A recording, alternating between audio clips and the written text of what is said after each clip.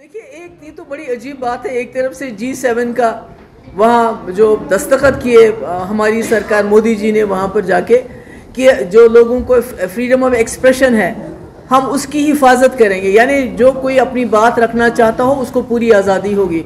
और उसी दिन ज़ुबैर को अरेस्ट किया गया, उस लड़के को अरेस्ट किया गया जो सच्ची खबर लोगों तक पहुँचाता था, जिसने नुपुर शर्मा का जो गुस्ताखी थी उसको एक्सपोज किया। तो यहाँ कश्मीर में ये सारा सिलसिला कश्मीर से शुरू हो गया। 2019 के बाद जिस तरह यहाँ के जर्नलिस्ट के साथ सलूक किया गया कि जो भी सच बोलता है उसको UAPA के अंदर उसको PSA लगाया जाता है, बार बार जेल में डाला जाता है। तो अब यही जो तरीक़ेकार पूरी दुनिया में आजमाया जा रहा है और ज़ुबैर उसी की एक कड़ी है कि जिसको खामखा में बंद किया है, कोई केस उसके खिलाफ बनता नहीं है। 2018 का कोई पिक्चर का सीन लिया है।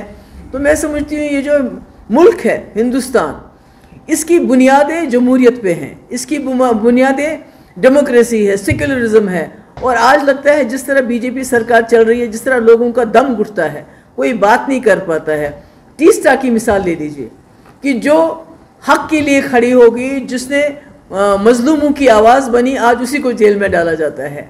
ज़किया जाफरी की मिसाल ले लीजिए, उसको कहा जाता है कि भाई आपने जो है एक साजिश रचाई गवर्नमेंट के ख़िलाफ़, तो अगर आप दोबारा करेंगे तो उनके ख़िलाफ़ एक्शन होना चाहिए। तो मैं समझती हूँ ये हमारे मुल्क के लिए बदतरीन दिन है हमारे जमहूरियत का, हमारी डेमोक्रेसी के लिए।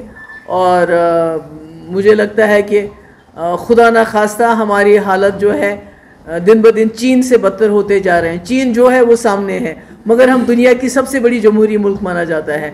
मगर जिस तरह यहाँ पर कदगन है, फ्रीडम ऑफ स्पीच के ऊपर लगाया जा रहा है, सच बोलने की मनाही है बल्कि सज़ा दी जाती है, जैसे सच बोलने को क्रिमिनलाइज किया गया है, जिस तरह ज़ुबैर को बंद किया है।